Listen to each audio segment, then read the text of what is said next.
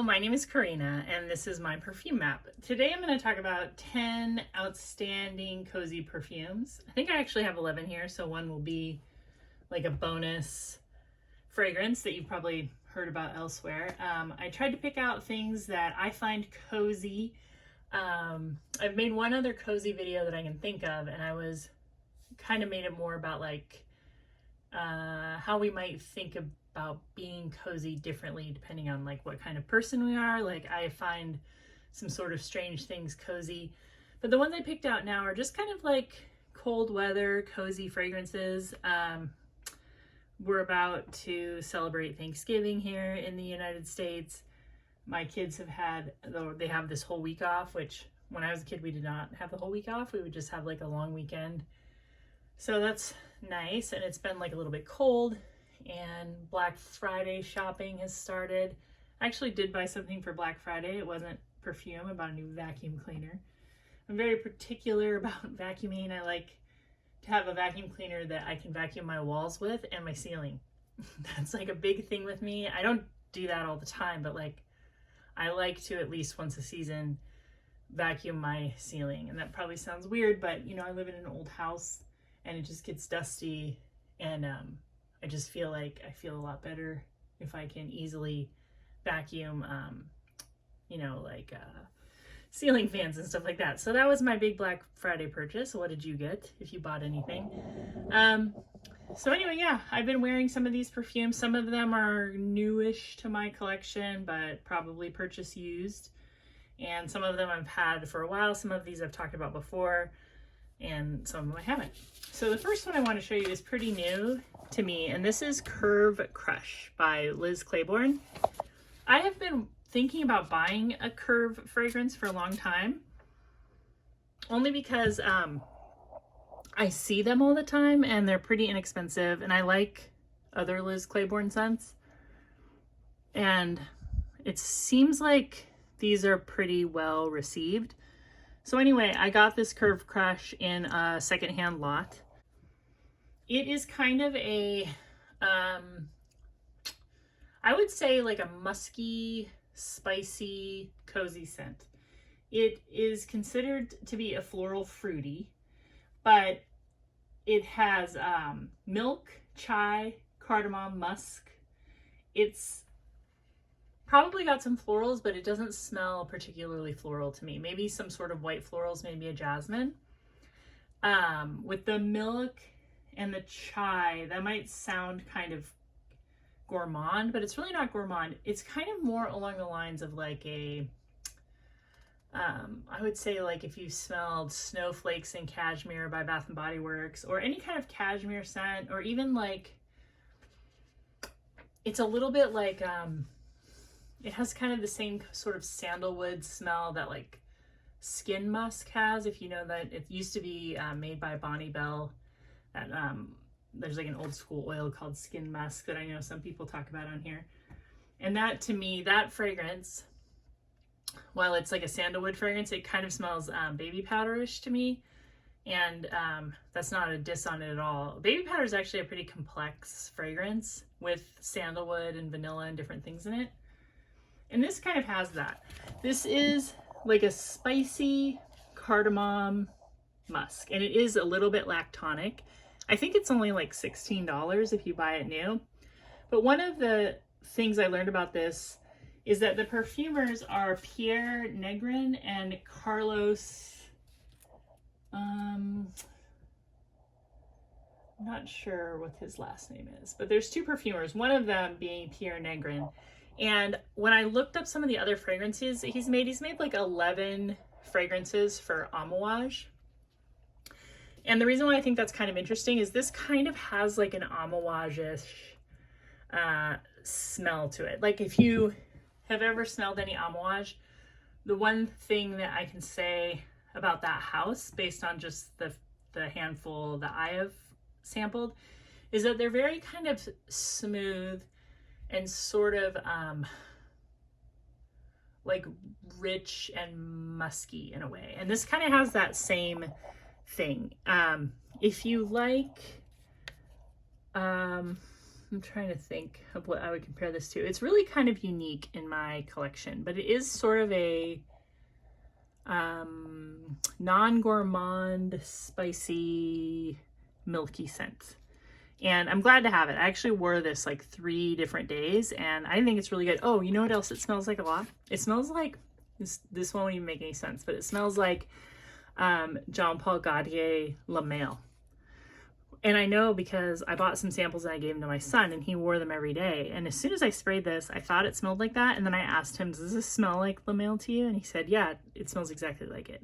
And then one day when I wore it, he asked me if I was wearing that La Male type of perfume. And I said, yeah, it's that curve. So I think if you're a dude and you want a cheaper version of La Male, you might want to try this Curve Crush. There is a male, there's like a men's version of Curve Crush, but this is the one made for ladies. So my second cozy perfume, and this one I would have I had this idea for a video that I never made where I was gonna sort of guess what vintage perfumes would make a comeback, and I never made that. Maybe I still will. But Taboo is definitely like the one I think of the most, because this smells like a combination of like a vintage fragrance and maybe like Hypnotic Poison. In fact, when I smelled Hypnotic Poison for the first time, I was just like, oh, that's just Taboo. Because there's something very kind of root beer, vanilla. The difference with this one is that there's some kind of spicy florals that are really, really strong. Like Lang Lang, and everybody wants to correct me, but I really do believe that Lang Lang is the correct pronunciation, and I'm not going to be easily convinced that it isn't. Jasmine, Rose, Narcissus, but the opening has spices, orange, coriander, neroli, bergamot, and then there's cloves, and there's sandalwood, patchouli, musk, oak moss, vetiver, cedar. This could definitely be a modern perfume. If it was like a little bit sweeter, like if there was a big vanilla blast in here, I think it would smell very, very modern. But it's from 1932. It's very cozy and warm. It's got like that root beer or maybe Coca-Cola, kind of some kind of spicy, just sort of like a rich, spicy soda smell.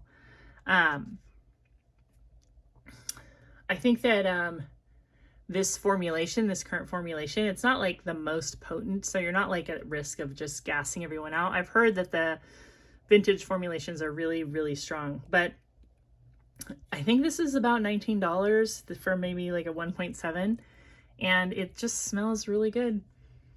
And I think that if you haven't tried any vintage cozy perfumes, like this is worth checking out. The next one I have is Covet by Sarah Jessica Parker. And this is an interesting perfume because it has lemon, lavender, and dark chocolate. It has lily of the valley, honeysuckle, magnolia, and then it has like a base of musk, cashmere wood, teak wood, vetiver, and amber. So it's another kind of spicy amber, but I'm actually wearing this one today. What's really interesting about this one is when you first spray it, you get a lot of lemon and lavender and chocolate. It almost smells harsh, like could be like a cleaner or something like that.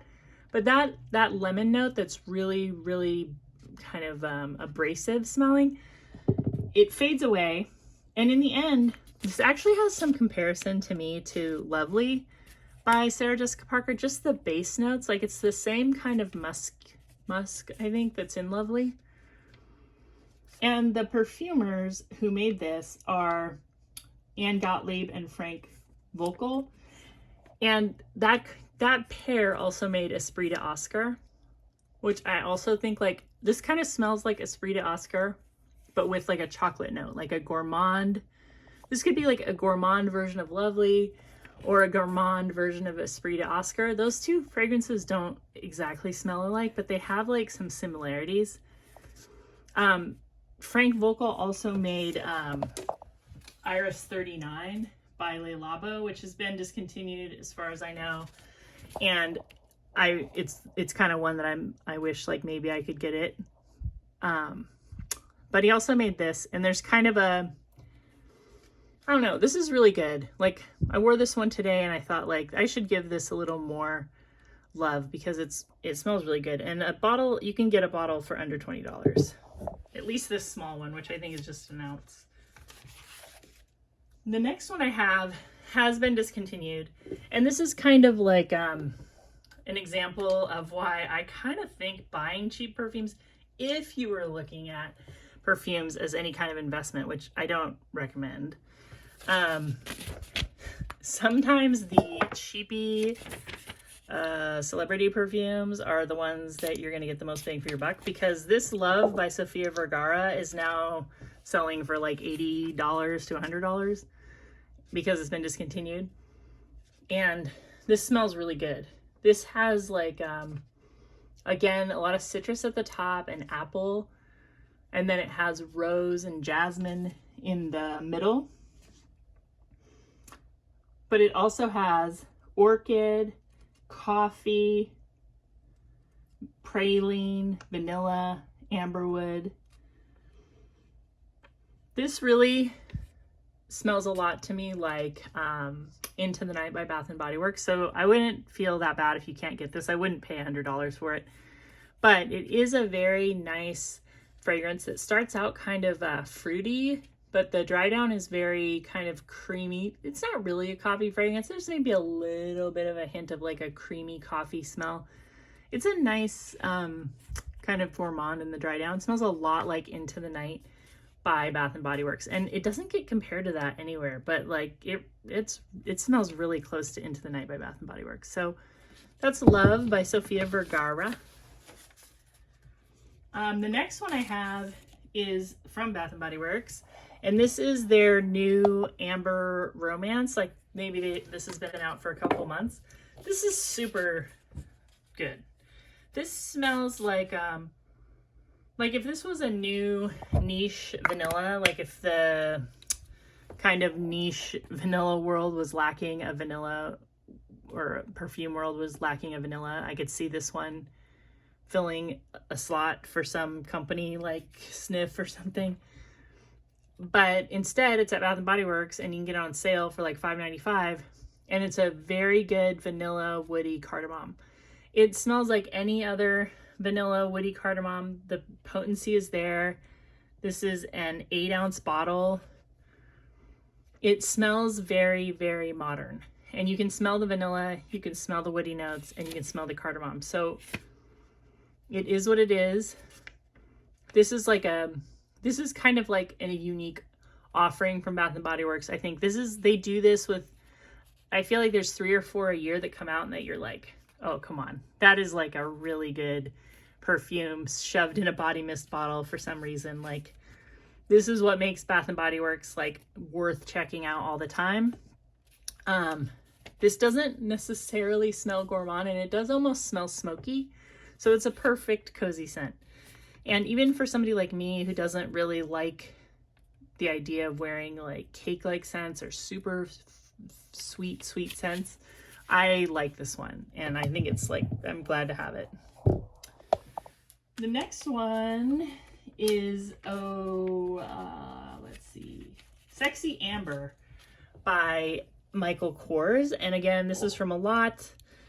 What I like about this one is it's just like amber and white florals and sandalwood. Yeah, it's really kind of simple. It kind of reminds me of something from Bath & Body Works, like I think like Heavenly, kind of like that sort of vibe. If you smell that, it's very simple, like white florals, sandalwood, and like a little bit of a sweet amber. I think this smells really good. I think this is very cozy. This definitely smells like a fall or winter fragrance. I don't know how much it costs. I bought it as part of a lot. It might be like $50. But I think you could probably find it used. I think this came out in like 2013. And the perfumer is Harry Fremont. It's really good. I haven't tried that many Michael Kors fragrances, but this one has made me like, I'm keeping my eye out for other ones. But again, like it's kind of got that warm cashmere type of fragrance. If you like those kind of cashmere scents, I think that you would like Sexy Amber. The next one is kind of wild, but I love it. This is definitely for like serious perfume heads. This is for people who are like not afraid of incense or amber or vintage. This is Bal A Versailles from 1962. And this has like florals, like rose, jasmine, orange blossom, rosemary. It's got a lot. Lemon, leather, sandalwood, orris root, patchouli, vanilla, musk, cedar. I mean, on and on. Resins, incense. This is supposed to, I don't know. This always kind of makes me think of something like, I don't know. I don't want to make myself sound like any sort of a person, but if you ever like read like Marquis de Sade, or you knew anybody who was like kind of into this wild, that's what this fragrance always makes me think of. But it's also like just smells really good and really cozy. I like to wear this and take walks when it's cold. It's kind of an out there scent though. I feel like if you wore a lot, this could like really turn some people off, or maybe it really turns them on. I don't know. It's one of those kind of civety, incensey, amber fragrances. It smells a little bit dirty, but not as dirty as like, if you read reviews on Fragrantica, I mean, people will like write essays about how like dirty and raunchy this perfume is. I don't think it's like that, but there is something a little bit like slobbery in it or something. But that goes away. And the dry down is very sweet and ambery. And I just think it's fun to wear. I think the bottle is cool looking. I like the little picture. I just can't even really decide what's going on in this picture. But Bal A Versailles, it's still available. You can pretty much pay as much as you want for it. There's some like old vintage bottles that go for a lot, but this is like either an EDT or a cologne formulation, and I think I paid around $40 for it, but it was a little while ago. Now another one I have in my collection that's pretty new and very cozy in my opinion is, it's either called Naked Fantasy or Fantasy Naked by Britney Spears. And this is similar to the original Fantasy, but there's less fruit. Like it's not, or I mean there's fruit, but it's more like berries and peach. Whereas with the original, there's that kiwi note that's like really bright smelling. This one smells more like a skin scent version of Fantasy, but it's not like weaker. I don't want to make it sound like it doesn't project. It just has more of like a softer cupcake fruit, vanilla fragrance. It also has some water lily, peach, osmanthus. It just smells really like more musky, like a musky version of Fantasy. So if you like that, then you might like this. I really like it. I know Fantasy can be thought of as sort of juvenile or whatever. I like it. I mean, I wouldn't like douse myself in it, but I think it's a nice perfume. I think it's pretty good. And then I have another Fantasy that I've had for a while, but I don't, whenever I try to wear this in the summer, I always just think like, and I think it's that it has a lot of amberwood in it, which I kind of have to get over in perfumes. I don't smell it as much now though, for some reason. I really smelled it this summer when I would try this, and I wouldn't get as much of that like citrus and clove that it's known for. But I have learned to kind of train my nose to sort of ignore amberwood, because I think I was like hyper fixating on it, and then any perfume that had it, I was like, no. But what I have found with that kind of amberwood smell, and that's what I think it is anyway. What I'm talking about is that smell that smells kind of like a rubbery, sweet, woody smell that that can be really strong in kind of like lower priced perfumes. And it's just in a lot of stuff, because I think it's something that helps a perfume like it either rounds it out or makes it more long lasting. But what I notice in almost every perfume is if I get a strong blast of amberwood in the beginning, it's usually gone by like the dry down or like, you know, the mid wear of a perfume. And that's true with this one. And this, for the most part, just smells like a very citrusy, clovey, cozy, wintry perfume. And it's under $20. And yeah, I really like it. And the next one I have is pretty new. I got it in a lot, and I finally wore it while my nose was working, because when I first got it, I couldn't really smell it. This is Imari Elixir, and I love this fragrance. I love it. It was created in 2015, and the perfumers are John Gamba and Rodrigo Flores Rue, who you might recognize as like kind of a perfumer that's pretty popular right now. He's made a lot of perfumes for Arquiste and other houses too. That's just the one that comes to mind. This is great. You can get this for $15 right now on eBay, new. And it has blackberry, green apple, and mandarin. It has rose, lang lang, and jasmine. And then it has vanilla, red amber, and patchouli. And it's actually both Hidden Fantasy and this Imari Elixir are Rodrigo Flores Rue. He also created Hidden Fantasy, which, I mean, you can spend $300 on a Rodrigo Flores Rue fragrance, or you can buy these that are pretty modern, relevant, and really good. This one kind of reminds me of, well, it's definitely a fruit chuli, but it's darker because it has like blackberry and the patchouli and the red amber and vanilla. It's really, if you like La Vie Belle, those type of fragrances, any kind of fruit, kind of chuli, but this is like a darker, more cozy fruit chuli, I would say, on that end of it anyway. And it's inexpensive and cozy, and you will smell really good. It does smell maybe slightly more vintage than like, I don't know. It's not the most modern smelling perfume, but it doesn't smell like Bal A Versailles either. And then the last thing I want to talk about was just like a discovery I made. I mean, I think most people would consider Khamrah to be a cozy fall, winter fragrance. And I agree. I like this fragrance.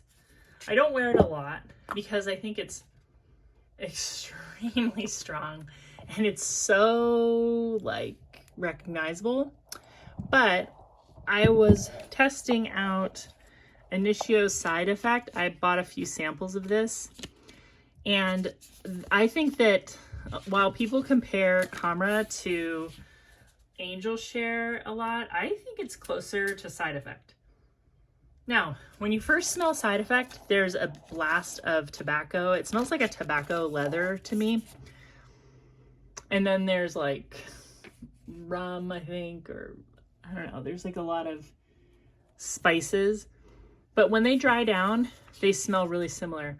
The middle of Side Effect smells a lot like Khamrah. Like if you think of Initio's Side Effect like a gourmand, then I think you would notice that same scent in Khamrah. And they both are Middle Eastern fragrances. Like Initio is a Middle Eastern fragrance company. I feel like if there was a Khamrah leather or a Khamrah tobacco, it would be really, really close to this. So I'm one of those people that doesn't think Khamrah smells that much like Angel Share. They both just have kind of that super spicy, sweet thing going on. But I do think that it kind of smells like Side Effect. And I have not seen that comparison at all. And I'm really, really surprised. So that was kind of my bonus cozy comparison. What do you think? Have you tried Khamrah and Side Effect? Do you have any of these cozy fragrances? Is there something that I'm missing? Do you think of a whole other like type of perfume when you think of cozy perfumes?